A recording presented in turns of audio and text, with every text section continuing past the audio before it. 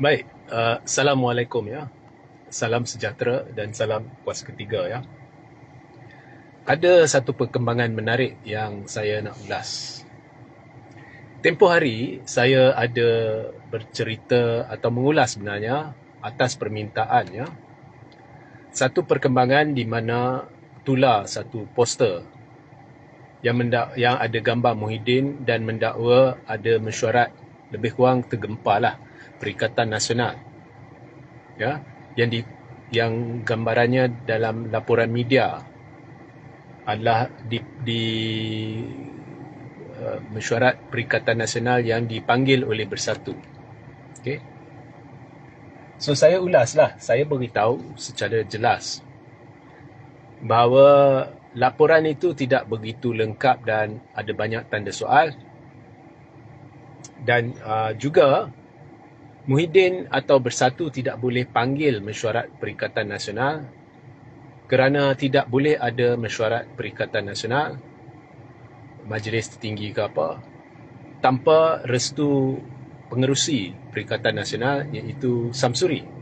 So itu yang saya cerita dalam video semalam. Dan saya selami juga ada beberapa perkara pendedahan berhubung dengan Perikatan Nasional dan satu krisis baru yang sedang melanda. Anda boleh pergi ke YouTube Regi Jasiri Taudin dan tontonlah. Ianya pelengkap kepada video ini. Susulan daripada live itu dan kemudiannya ada perkembangan lagi. Okey, Azmin dia nafi, dia kata itu adalah poster AI. Dia kata tidak pernah ada ya Muhyiddin atau Bersatu nak panggil mesyuarat perikatan. Azmin nafi. Tetapi menurut media dan juga sumber yang saya adalah yang boleh dipercayai lah, mesej dia bercampur-campur dan bercanggah-canggah. Contohnya ada pihak dari dalam Perikatan Nasional, parti komponen ya, yang seolah-olah mengesahkan memang ada mesyuarat. Kemudian ada pihak dari Bersatu yang berkata mesti pergi untuk mesyuarat dan sebagainya. Ya. Biar sumber saya maupun berdasarkan laporan memang konsisten lah. So gambarannya ialah memang ada percubaan untuk adakan mesyuarat Perikatan Nasional. So betul atau tidak itu cerita lain, tapi gambarannya memang macam tu lah. Mesej bercampur-campur dan bercanggah-canggah ya. Dan kemudian bila percubaan itu gagal, maka dibuat penafian oleh Azmin. Itu gambarannya. Okay. Now, saya tertanya-tanya, jika benar ada percubaan untuk mengadakan mesyuarat Perikatan Nasional, mengapa Bersatu begitu bodoh? Takkan Muhyiddin tidak tahu? Dia tidak boleh panggil mesyuarat Perikatan Nasional. Ya. So dulu awak masih ingat kan, Muhyiddin dia nak letak jawatan sebagai pengerusi. Berkuat kuasa 1 Januari. Okey. Tetapi keputusan dia letak jawatan itu dimuktamadkan lebih 2 bulan lepas itu. Mengapa? Sebab dia sendiri tidak mahu menggerakkan mesyuarat Perikatan Nasional untuk mengesahkan atau memuktamadkan pengunduran dia. Jadi pada saya niat dia tidak baik. Dia sendiri melengahkannya. PAS cuba berkali-kali untuk panggil mesyuarat Perikatan Nasional, tapi Muhyiddin seolah-olah tidak iktiraf, macam tidak akan hadir. So selagi Muhyiddin tidak hadir atau tidak restui, mesyuarat tak boleh diadakan. Bila mesyuarat tak boleh diadakan, tak bolehlah muktamadkan pengunduran dia. Jadi dia tahu benda tu. So kalau dia tahu benda tu, mengapa dia gerakkan jika betul ya apa yang dikatakan percubaan untuk gerakkan mesyuarat Perikatan Nasional, mengapa dia buat? Dia mesti tahu tak boleh. Kemudian ada laporan media yang keluar di mana Taqiyuddin mengesahkan dapat surat daripada ROS. ROS ialah ya, pertubuhan yang mengawal parti-parti dan sebagainya kan.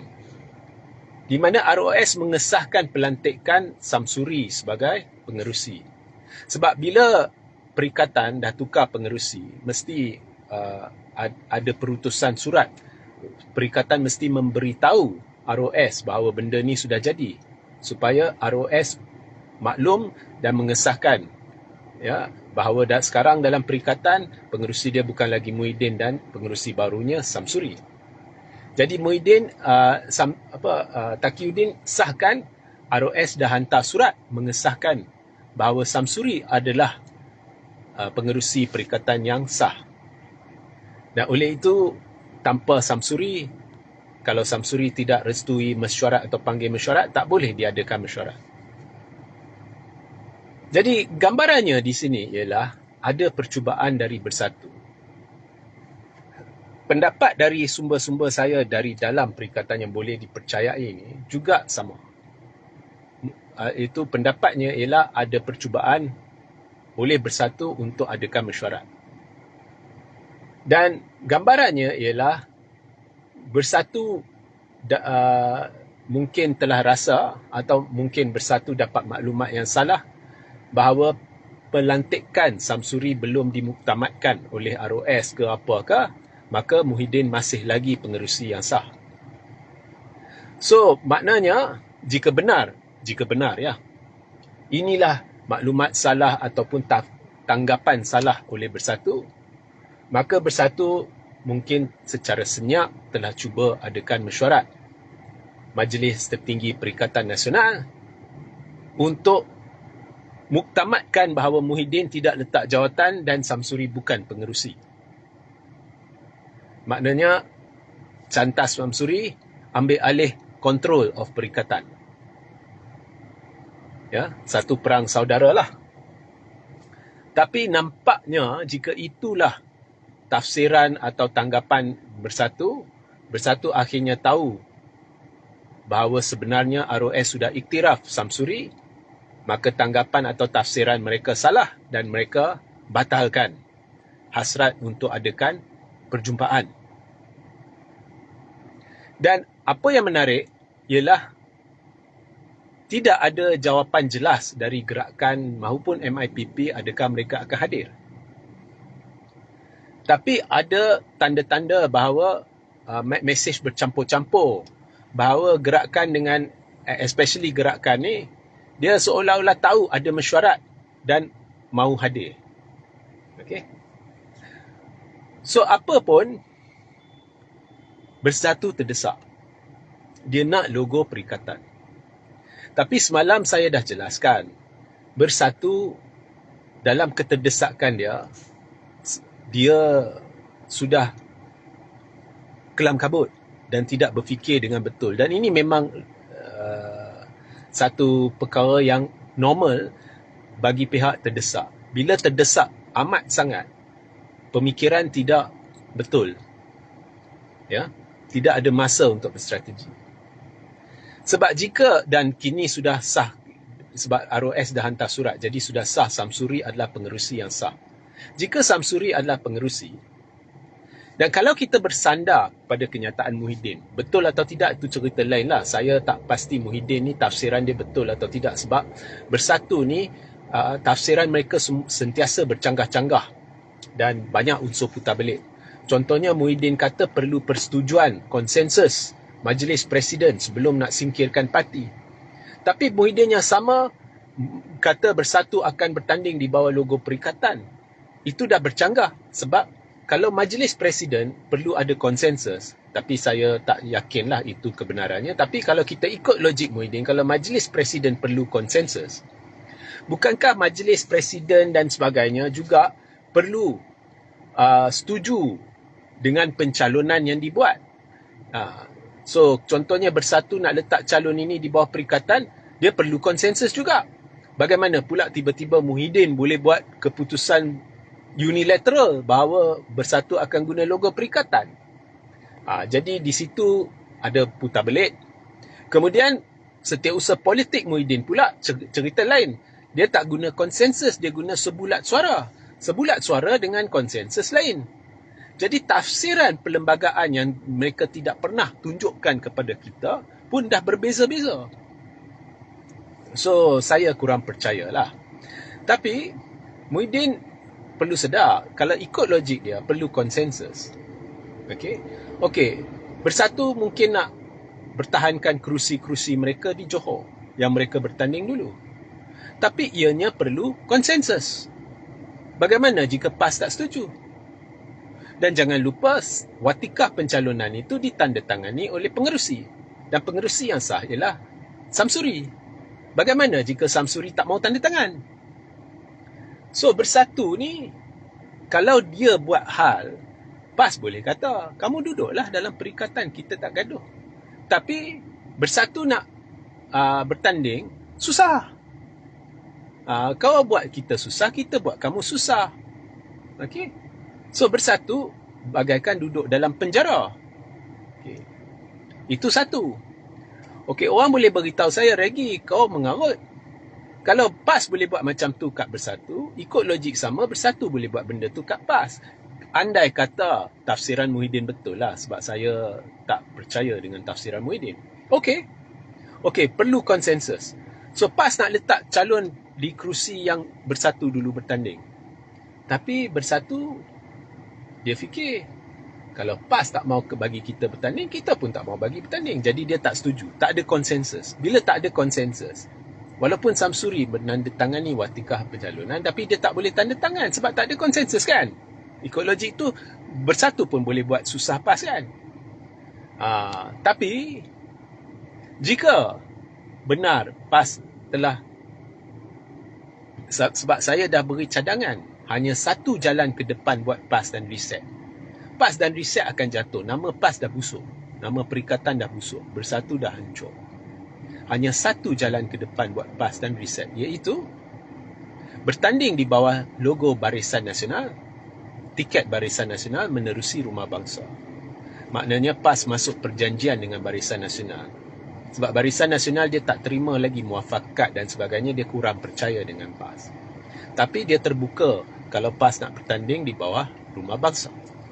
Jadi jika PAS dan reset bertanding di bawah Rumah Bangsa, dia masuk perjanjian lah. Kalau calon menang, kemudian dia berpaling tadah, mungkin kena bayar 100 juta, ada perjanjian bond dan sebagainya. Maka, Barisan Nasional tetap bertanding solo. Semua calon Barisan Nasional. Tapi, calon Barisan Nasional tu ada dari PAS. Kemudian pada pilihan raya, jentera ialah jentera Barisan Nasional dan jentera PAS. Memang dahsyatlah. Barisan pun dah struktur organisasi dia teratur. Jentera PAS banyak sukarelawan. Combine memang gila lah. So, tapi jentera PAS bergerak sebagai jentera Barisan Nasional.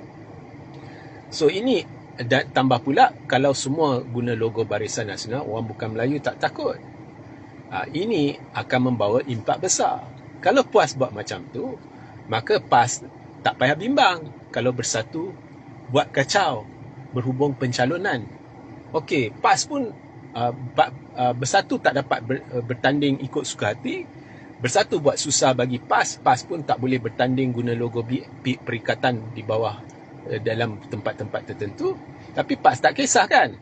Sebab PAS memang dah, contohnya PAS reset dah diberi 10 kerusi oleh Barisan Nasional, tapi guna logo Barisan Nasional. So, mereka memang bertanding. Maknanya, PAS cuma berada di dalam Perikatan Nasional untuk kontrol Bersatu. Supaya Bersatu tidak cuba pecahkan undi. So, benda ni secara strategi mesti sudah difikirkan oleh orang dalam Bersatu. Mungkin mereka tak sedar. Lepas dengar live saya dulu, awak boleh rujuklah YouTube Regi J.C. Takdir, mereka sedar. So, mungkin dalam keterdesakan mereka dapat maklumat salah ke, mereka anggap ke Samsuri masih belum dimuktamadkan, mereka cuba gerakkan satu mesyuarat untuk cantas Samsuri. Saya tak tahulah. Tapi nampak sangat terdesak. Sebab itu semalam saya beritahu, kau lihat macam mana pun, Bersatu dah game over. Ini bukan sekadar saya bercakap. Ini adalah kebenarannya. Tapi untuk berlaku adil, Saya dah beritahu, ada satu sahaja jalan keluar buat bersatu. Sama seperti PAS dan riset saya kata ada satu jalan, bersatu pun satu jalan. Iaitu bersatu, Muhyiddin turun, Azmin ambil alih. Sebab bersatu bawa Muhyiddin tak ada value dah. Kemudian Azmin bawa bersatu berdamping dengan Anwar, kalau Anwar setujulah. Dan Anwar ni orang politik lama. Dia ni bijak berpolitik. Dia boleh nampak kelebihan perkara tu. Sebab kalau Anwar nampak UMNO, PAS, riset daripada buat macam tu, Anwar pun mesti memikirkan strategi untuk memantapkan pakatan, betul tak? So, bila bersatu di bawah Azmin berdamping dengan Anwar, ianya menjadi penyatuan sekutu lama, iaitu Anwar dan bekas sekutu merangkap bekas timbalan Anwar, iaitu Azmin dan parti baru dia. Kemudian kalau Anwar dan Rafizi boleh bertolak ansur, sama juga, bersama berdamping bersama PH, dan ianya menjadi penyatuan bekas sekutu, juga bekas timbalan Anwar. Kemudian kalau Urumai dengan Ramasamy boleh bertolak ansur, juga bekas sekutu, PH dan Ramasamy yang bekas sekutu Anthony Law. Ianya menjadi penyatuan jenis lain yang ada impak besar. Impaknya jangan pandang remeh, impak kepada masyarakat majmuk. Jadi PH Plus ni akan ada impak dia, UMNO Rumah Bangsa ni akan ada impak dia. Jadi ianya akan jadi satu pilihan raya yang menarik. Masing-masing saya akan menempuhi kejayaan pada tahap tertentu. Kemudian lepas tu cerita lain lah. Saya tak mau cerita lah siap jenis kerajaan terbentuk, semua itu saya tak nak masuk. Sebab pada saya sokong PH kerjasama dengan Barisan. Saya sokong UMNO, PAS riset ya, bertanding di bawah logo Barisan, menerusi Rumah Bangsa. So I don't have a problem with that. Saya tolak Perikatan Nasional, itu pasti. So I don't have a problem with Anwar ke Zahid ke apa ke. So I don't want to go into lepas pilihan raya jenis kerajaan terbentuk. Tapi ini satu-satunya jalan ke depan. Cuma susah sikit bagi bersatu, sebab bersatu ada masalah ego. Muhyiddin nak lepas jawatan pengerusi presiden bukan mudah. Kemudian Rafizi ada masalah ego, nak kerjasama dengan Anwar bukan mudah. Sama juga macam Urumai. Jadi belah-belah bersatu, Urumai dan bersama ni ada masalah ego. Belah-belah UMNO riset ni saya rasa UMNO PAS riset ni saya rasa mereka dah terbuka dengan apa yang saya cadangkan. Saya bukan kata mereka dengar cadangan saya, mereka setuju, tak ada. Tapi mereka memang dari dulu dah terbuka. PAS dah tahu dah. PAS dah kena teruk. So, mereka lebih realistik. PAS dengan PAS, dia lebih realistik. So, ada perubahan sikit lah cara mereka berfikir. Mereka lebih realistik. Kalau dengan sendiri, hancur. Okay? So, bersatu mesti nampak semua ni kan. Bila nampak semua ni, terdesaklah. Mungkin sebab itu mereka ada percubaan untuk cantas Samsuri. Tapi sekarang dah gagal kan. Kalau itulah kebenarannya lah. Sebab mesej bercampur-campur. So, ada hikmah apa yang berlaku jika benar ianya berlaku. Bersatu dah tunjuk belang dia lah kepada PAS. Mereka sanggup cuba benda ni. Ada hikmah dia di sebalik kejadian ini. Jika benar itulah yang berlaku lah. So, bersatu dah tunjuk belang lah. Ini bersatu sebenar. Mereka ada peluang, mereka boleh cuba benda macam tu. Ya. So, sehingga kita berjumpa di live seterusnya. Assalamualaikum, salam sejahtera, salam kuasa ketiga.